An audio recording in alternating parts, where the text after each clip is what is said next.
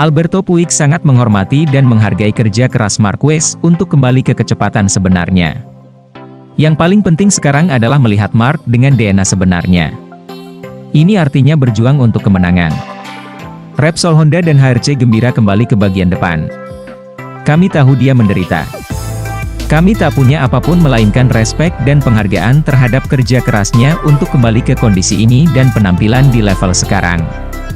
Kami dapat menyaksikan semangat dan kemungkinan di trek yang menuntut. Untuk itu, kami lanjut bekerja memberikan motor terbaik di masa depan dan mengembalikan titel ke Honda. Selanjutnya, MotoGP akan bergulir di sirkuit Sepang, Malaysia. Puig mengharapkan sukses kembali berpihak kepada pembalap andalan itu. Ketika Anda punya pembalap seperti Mark, yang kembali ke performanya dan jelas pembalap spesial, Anda tidak bisa menyisihkannya dari perhitungan. Tidak mudah, tapi kami akan pergi ke sana dan melihat apa yang terjadi.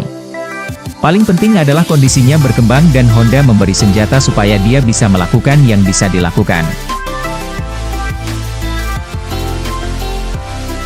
Melihat Quartararo gagal finish usai kecelakaan di tikungan 2 pada lap 11, Bagnaia tak lagi mengambil risiko terlalu tinggi. Namun, sebagai pembalap, naluri memang mendorongnya memburu kemenangan. Sayangnya, saat ia mulai memimpin, ban belakang kerasnya malah aus. Alhasil, Bagnaia harus kembali bermain aman. Saya senang atas hasil ini karena balapan ini tidak mudah. Saya hanya coba mengendalikan ban, dan target saya adalah menang. Namun, usai lihat Fabio gagal finish, saya berkata pada diri sendiri, menang bakal sempurna, tetapi aku takkan ambil risiko. Saya tahu Fabio gagal finish, dan saat Alex dan Mark menyalip, saya bilang, jika ada kans, aku akan menyerang, tetapi jika tidak, maka aku tak mau ambil risiko. Saya tak mau jatuh, saya ingin finish, karena saya melakukan terlalu banyak kesalahan tahun ini. Jadi, finish dan meraih poin sangatlah penting. Saya sudah belajar. Menurutnya, Ducati harus puas finish ketiga. Desmosedici IP22 memang superior di trek lurus, tetap sulit diajak menikung. Kendala ini ia yakini harus diatasi di Sepang, Malaysia, pekan depan, di mana ia berpeluang mengunci gelar. Jika ia menang sementara Quartararo finish kelima atau lebih buruk, maka gelar akan jatuh ke tangannya.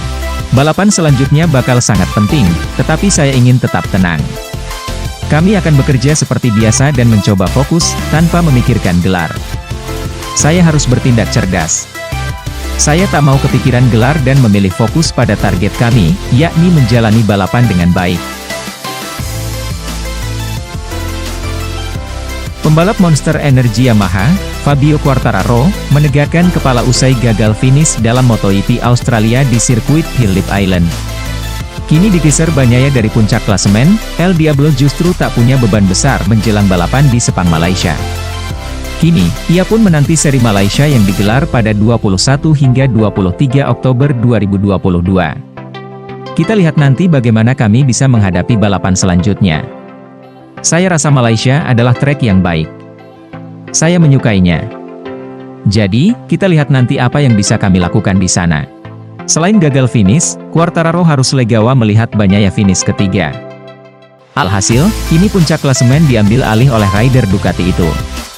Quartararo pun tertinggal 14 poin dari Bagnaia dengan 2 seri tersisa.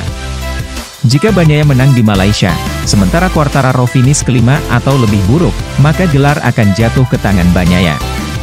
Quartararo sendiri belum menang lagi sejak seri Jerman di Sachsenring, dan ia mengakui Dewi Fortuna mulai memihak Bagnaia sejak seri Belanda di Assen. Sejak Quartararo kerap angin-anginan, Bagnaia memang justru selalu naik podium, kecuali di Jepang, dan bahkan meraih 4 kemenangan tambahan. Situasi perebutan gelar sudah berubah bagi Bagnaia sejak Sachsenring. Jadi, situasi kami juga bisa berubah.